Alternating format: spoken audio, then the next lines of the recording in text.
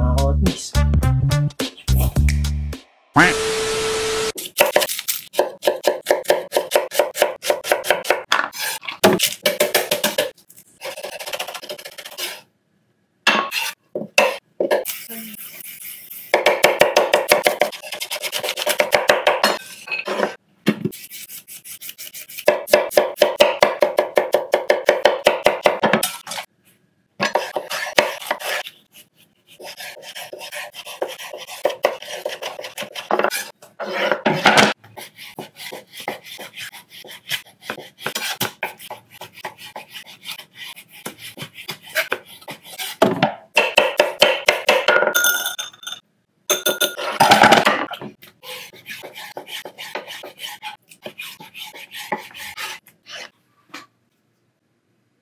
Simulan na ang pagluluto.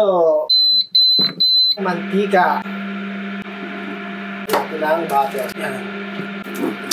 So yan mga ka-hotmies, mainit na. Sauté lang natin ko itong carrots. Saka patatas. Paminta. Rock salt. Half cook lang natin. Pwede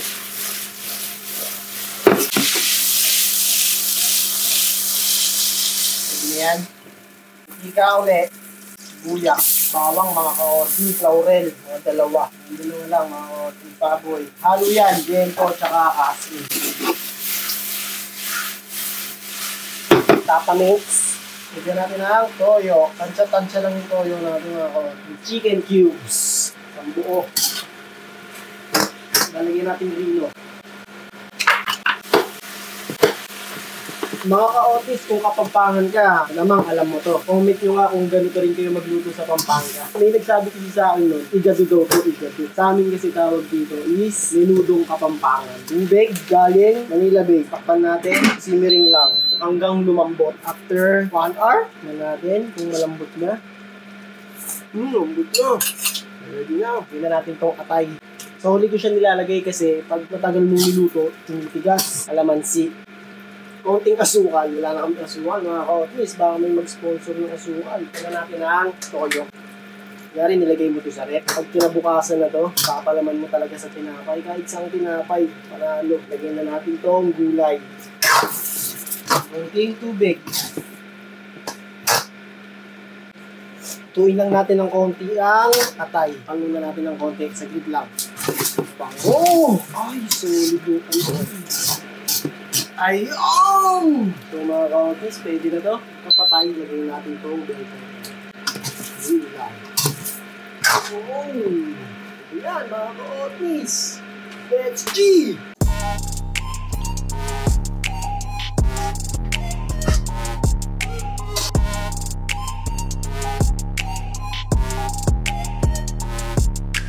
Tikiman na!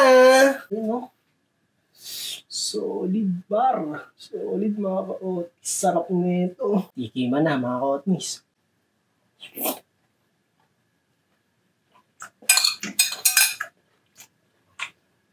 Solid. Napapakanin ka talaga dito.